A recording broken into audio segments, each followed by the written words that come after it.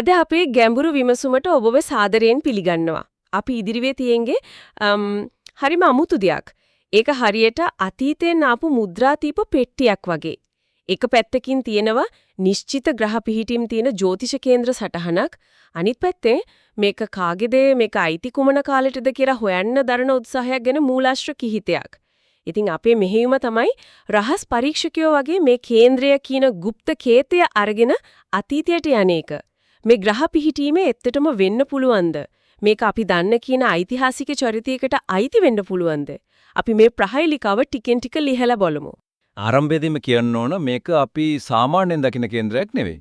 මේක ජ්‍යොතිෂය යන රාජකීය සංයෝගයක් වගේ දෙයක්. හිතන්නකෝ පෝක ක්‍රීඩාවකදී ලැබෙන දුර්ලභ මතක් වගේ. මෙතන ග්‍රහලෝක 4ක් ඉන්නවා තමන්ගේ උපරිම බලය තියෙන තැන්වල. ඒ කියන්නේ උච්ච වෙලා. 4ක්ම? ඔව් 4ක්. තව ග්‍රහයක් තමන්ගේම රාශියේ ඒ කියන්නේ ස්ව ක්ෂේත්‍රවේ ඉන්නවා. ඉතින් මේ වගේ බලයක් එකම සටහනක දකින්න එක හරිම කලාතුරකින් වෙන දෙයක්. ඒ නිසා තමයි මේක මෙච්චර කුතුහලය දනවන සුළු වෙන්නේ. හරි. එහෙනම් අපි මේ බලය ටිකක් විග්‍රහ කරලා බලමු. මේක හරියට කෙනෙක්ගේ චරිතයේ විවිධ පැතිගෙන කියනවා වගේනේ. අපි පටන් ගමු රවිගෙන්. ඒ කියන්නේ සූර්යාගෙන්. මූලාශ්‍රවල කියවෙනවා රවි 10 වෙනි භාවයේ මේෂ රාශියේ උච්ච වෙලා දිග්බලේනුත් ඉන්නවා කියලා. දැන් ඔය උච්ච සහ දිග්බලය කියන එකෙන් සරලවම අදහස් වෙන්නේ මොකක්ද?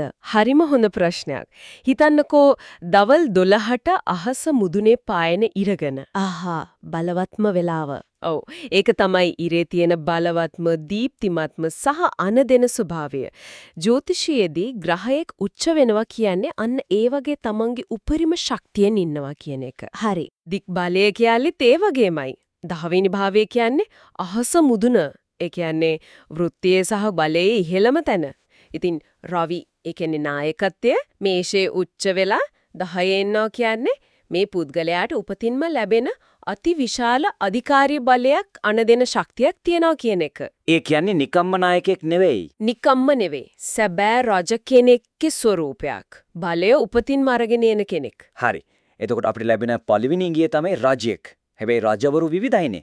සමහරු යුද්ධයට දක්ෂයි, සමහරු ප්‍රඥාවන්තයි. මේ මොන වගේ රජෙක්ද? අන්නේ එතනට තමයි ඊළඟ ග්‍රහයා එන්නේ. ගුරු.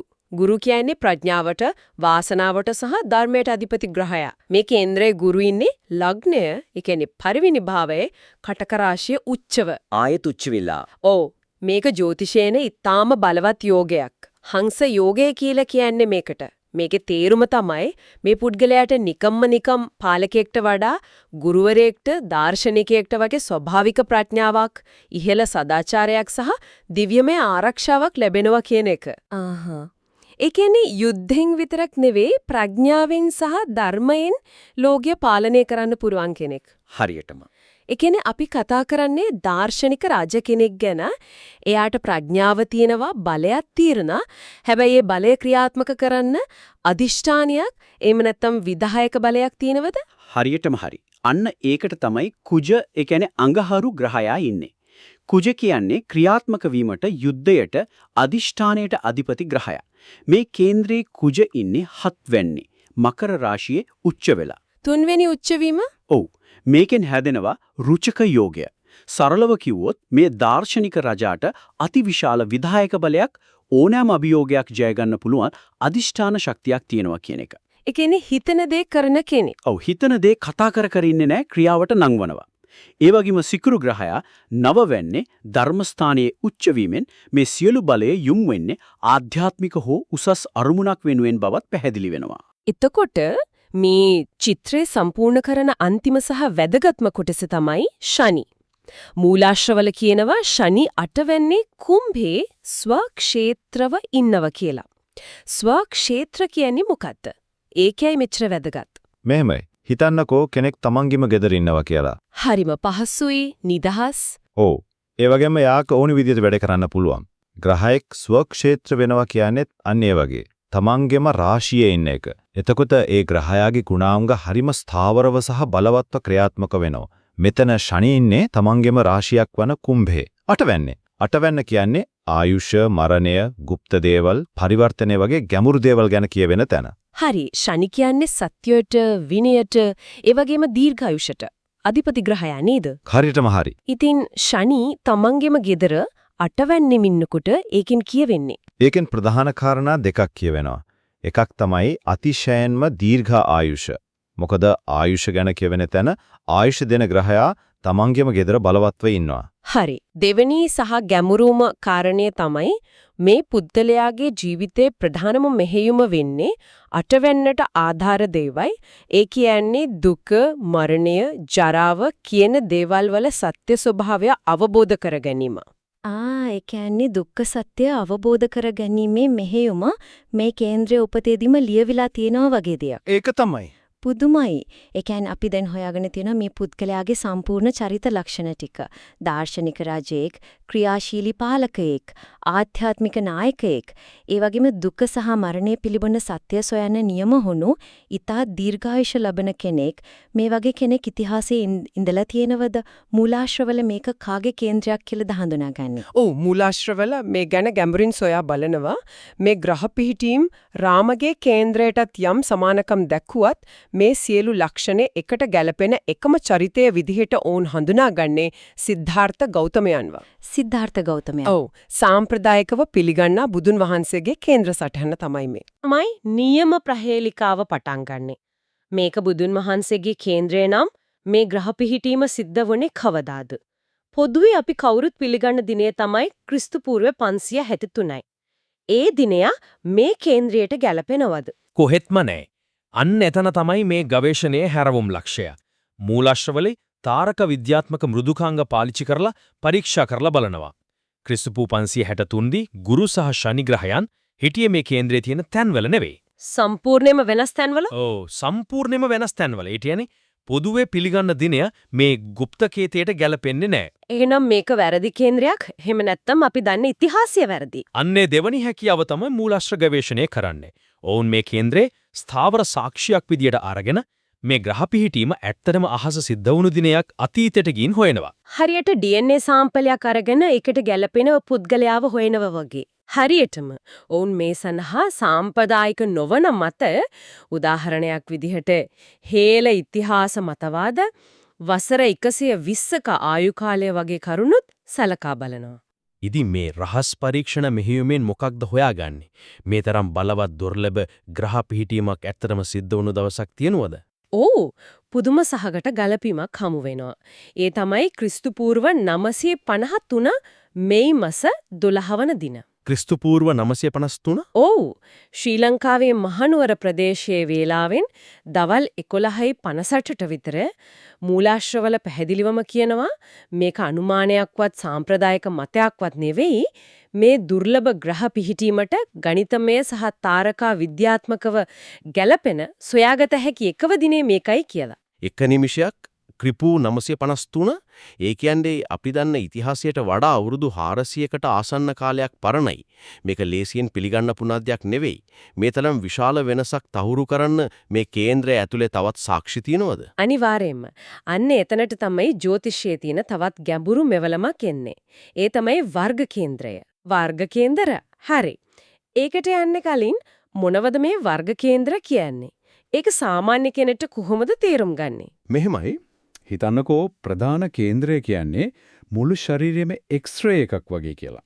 ඒකෙන් අපිට සාමාන්‍ය චිත්‍රයක් ගන්න පුළුවන්. හරි. හැබැයි අපිට හදවත ගැන විතරක් ගැඹුරින් බලන්න ඕන නම් අපි ECG එකක් ගන්නවා. මොළය ගැන බලන්න ඕන නම් MRI ස්කෑන් එකක් කරනවා. ඒ වගේ. අන්න ඒ වගේ තමයි වර්ග කේන්ද්‍ර කියන්නේත්. ප්‍රධාන කේන්ද්‍රයේ තියෙන තොරතුරු අරගෙන ජීවිතයේ නිශ්චිත පැත්තක් ගැන විතරක් zoom කරලා බලන ක්‍රමයක්. උදාහරණයක් විදිහට D10 කියන කේන්ද්‍රයෙන් අපි වෘත්තිය ගැන විතරක් ගැඹුරින් බලනවා.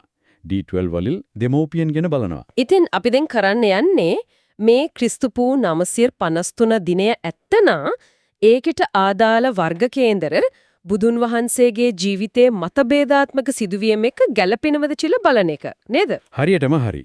අපි පරීක්ෂා කරලා බලමු. හොඳයි. එහෙනම් පළවෙනි පරීක්ෂණය මව ගැන තියෙන කතාව. පොදු මතය තමයි මහා මායා දේවිය උපතින් දින 7කින් මිය ගියා කියන එක. හැබැයි හේල මතය කියන්නේ ප්‍රජාපති ගෝතමිය. ඒ කියන්නේ මව දීර්ඝායුෂ වින්දා කියලයි. මේ කතා දෙකෙන් ක්‍රිස්තුපූ 953 කේන්ද්‍රය තහවුරු කරන්නේ මොකක්ද? ඒකට අපි බලන්න ඕන D12. එහෙම නැත්නම් ද්වාදශාංශක කේන්ද්‍රය. මූලාශ්‍රවලට අනුව ක්‍රිස්තුපූ 953 දිනේට හදන D12 සටහනේ මව නියෝජනය කරන භාවය පාලනය කරන්නේ බලවත් ශනි ග්‍රහයා. ආයචනි. ඔව්. අපි කලිනුත් කතා කළා වටේ ශනි කියන්නේ දීර්ඝායුෂට අධිපති ග්‍රහයා. ඒකින් මම ගැන කියවන කේන්ද්‍රයේ බලවත්ම ග්‍රහයා ශනි වීනෙන් පැහැදිලිවම පෙන්눔 කරන්නේ දීර්ඝායුෂ මිසක් අකල් මරණයක් නෙවෙයි. ඒ කියන්නේ ඒක හේල මතයේ සමග හොඳින්ම ගැලපෙනවා. ඔව් හොඳින්ම ගැලපෙනවා. හරි. ඒක සාක්ෂිය. ඒත් කෙනෙක්ට තරක කරන්න පුළුවන් නේද ශනි නිසා මව එක්ක දුරස්ත සම්බන්ධයක් තිබුණා නැත්තම් ඇස් හැර කෙනෙක් වුණා කියලාත්. පුළුවන් ඒක ඇත්ත. නමුත් අපි මෙතන කරන්නේ කතා දෙකක් සංසන්දනය කිරීමක්. එක කතාවක් කියනවා අකල් මරණයක් කියලා, අනික කියනවා දීර්ඝායුෂ කියලා. මේ ග්‍රහ පිහිටීම ඒ දෙකෙන් වඩාත් ඍජුවම සමර්ථනය කරන්නේ දීර්ඝායුෂ කියන අදහසට. ඒක තමයි මෙතන වැදගත්. හොඳයි. ඒ තර්කය මම පිළිගන්නවා. අපි ඊළඟ මතභේදාත්මක කාරණයට යමු. ඒ තමයි උන්වහන්සේගේ තරුණ කාලය. හේල මතයට අනුව උන්වහන්සේ ගිහිගේ හැර යාමට පෙර වසර 13ක් රාජකම් කළා. සාමාන්‍ය කතාවේ කියවෙන්නේ සැප සම්පත් මැද හැදුණු කුමාරයෙක් ගැන මිසක් ක්‍රියාකාරී පාලකයෙක් ගැන නෙවෙයි. ඉතින් වෘත්තිය ගැන කියවන D10 කේන්ද්‍රයෙන් මේ රජකම ගැන ඉංගියක්වත් ලැබෙනවද? ඒක තමයි මේ ගවේෂණයේ තවත් පුදුම සහගතම හෙළිදරව්වක්. ක්‍රිස්තුපූ 953 උපතට අනුව වයස අවුරුදු 10 සිට 29 දක්වා. ඒ කියන්නේ අවුරුදු 19ක කාලයක්. ඔව්. ඒ කාලය පුරාවටම ක්‍රියාත්මක වෙන්නේ ශනි මහදශාව. දශාවක් කියන්නේ අපේ ජීවිතයේ යම් කාල පරිච්ඡේදයක් පාලනය කරන ග්‍රහයෙක්ගේ බලපෑම. ඉතින් මේ කාලේ පාලනය කරන්නේ ශනි. හැබැයි ශනි කියන්නේ හෙමින් යන බාධා ගෙනෙන ටිකක් අඳුරු ග්‍රහයෙක් නේද? කොහොමද එහෙම ග්‍රහයෙක්ගේ කාලයකදී කෙනෙක් රජකම් කරන්නේ? අන්න එතන තමයි ජ්‍යොතිෂයේ තියෙන සියුම් තැනක් එන්නේ. දශා අධිපතිය හැම විටම තමන්ගේ ප්‍රතිඵල විතරක් නෙවෙයි දෙන්නේ. තමන්ට අයත් රාශියේ ඉන්න ග්‍රහයාගේ ප්‍රතිඵලත් ලබා දෙනවා. හරි. මේ කේන්ද්‍රයේ ශනිට අයිති මකර රාශියේ ඉන්නේ කවුද? අපි කලින් කතා කරපු උච්ච වෙච්ච බලවත් කුජ අනදෙන සේනාපතියා. ඒ නිසා ශනි දශාව තුළ ඇත්තටම ලැබෙන්නේ අර බලවත් ජුදකාමී පරිපාලකයෙකුගේ එනම් උච්ච කුජගේ ප්‍රතිඵල. ඒක අවුරුදු 13ක පාලන කාලයකට ඊටාම හොඳින් ගැලපෙනවා. සැප විඳිමින් හිටිය කුමාරයෙක්ට වඩා රාජ්‍ය පාලනය කරපු කෙනෙක්ගේ චිත්‍රයක් තමයි මවලා පෙන්වන්නේ. හරියටම. ඒකනම් ඇත්තටම පුදුම ගැලපීමක්. හරි, එහෙනම් අපි තුන්වෙනි පරීක්ෂණයට යමු. ආධ්‍යාත්මික මාර්ගය. උන්වහන්සේගේ මාර්ගය සම්ප්‍රදායික එකක් නෙවෙයි. එතුමා පැවති යාග, හෝම, වන්දනාමාන ක්‍රම ප්‍රතික්ෂේප කරලා තමන්ගේම අත්හදා බැලීම් කරලා සත්‍ය සෙව්වා. ආධ්‍යාත්මය ගැන කියවෙන D20 කේන්දරෙන් මේ වගේ පිටස්තරයෙකුගේ ගමනක් ගැන කියවෙනවද? ඔව්. ක්‍රිස්තු වර්ෂයේ 953 දිනයට අනුව D20 කේන්දරයේ ලග්නය වෙන්නේ කුම්භ ලග්නය. කුම්භ. ඔව්. ජ්‍යොතිෂයේදී කුම්භ ලග්නේ පාලනය කරන්නේ ශනි සහ රාහු. මේ දෙන්නම තමයි සම්ප්‍රදාය කඩ කරන, නීති රීති වලට පිටින් යන, গুপ্ত දේ ගවේෂණය කරන අයව නියෝජනය කරන්නේ. විශේෂයෙන්ම රාහු නේද? විප්ලවාදියා වගේ. ඔව්. රාහු කියන්නේ පිටස්තරයා, විප්ලවවාදියා. ඉතින් ආධ්‍යාත්මික කේන්ද්‍රයේ ලග්නයේම කුම්භ වීමෙන් කියවෙන්නේ මේ පුද්ගලයා කවදාවත් පවතින ආගමික රාමුවක් තුල සත්‍ය හොයන්නේ නැහැ. එයා ඒ ඔක්කොම කඩලා තමන්ගේම පාරක් හදා ගන්නවා. ඒක බුදුන් වහන්සේගේ ගමනට අකුරටම ගැලපෙනවා. හොඳයි. එහෙනම් මේක තමයි අවසාන තහවුරු කිරීම. මේ හැම දෙයක්ම හරි වෙන්න පුළුවන්. නමුත් මේ කේන්ද්‍රයෙන් ඥානාවබෝධය වගේ අතිශය දුර්ලභ සිදුවීමක් ගැන අනාවකියක් කියවෙනවද? අපි හිතමු උපත ක්‍රිස්තුපූ 963 දී වුණා කියලා. එතකොට වයස 34 දී විතර, ඒ කියන්නේ ක්‍රිස්තුපූ 919 දී අහසේ ග්‍රහ ගෝචරය එහෙම නැත්නම් ට්‍රාන්සිට්ස් මේ සිදුවීමද සාක්ෂි දරනවද? ඒක තමයි මේ මුළු ගවේෂණයේම කූට ප්‍රාප්තිය. ක්‍රිස්තුපූ 919 වෙසක් මාසයේ ග්‍රහගෝචරය දිහා බැලුවම ඒක ඇදවිය නොහැකි තරම් නිශ්චිතයි. ඒ මොහොතේ ප්‍රධාන ග්‍රහයන් දෙන්නේගේ ගමන හරිම තීරණාත්මකයි. හිතන්න මේක දෙපැත්තකින් එන බලපෑමක් කියලා. මොකක්ද මේ බලපෑම් දෙක? එක පැත්තකින් විශ්වයේ තියෙන ලොකුම දැනුම ප්‍රඥාව නියෝජනය කරන ගුරු ග්‍රහයා තමන්ටම අයත් මීන රාශියේ, ඒ කියන්නේ ධර්මය ගැන කියවන නම වෙන්නේ ගමන් කරනවා. ඒ කියන්නේ විශ්වයේ සම්පූර්ණ ඥානය එකපාර ඩවුන්ලෝඩ් වෙනවා වගේ වැඩක්. ඔව්. විශ්වීය ඥානය ලැබීමක්, ඒත් එක්කම අනිත් පැත්තෙන් මගේ தত্ত্বය, මගේ අහංකාරය, ඒ කියන්නේ ඊගෝ එක නියෝජනය කරන ශනි ග්‍රහයා. හරි. Taman සම්පූර්ණයෙන්ම බලය නැති වෙන නීච වෙන මේෂ රාශියේ ගමන් කරනවා. ඒ කුතනද?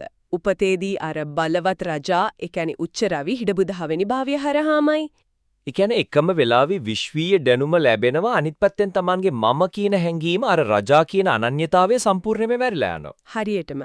එක පැත්තකින් cosmic download අනිත් පැත්තෙන් ego death. ඥානාවබෝධය කියන දෙයට මීට වඩා හොඳ ජ්‍යොතිෂමය සූත්‍රයක්, මීට වඩා හොඳ පැහැදිලි කිරීමක් හොයාගන්න අමාරුයි.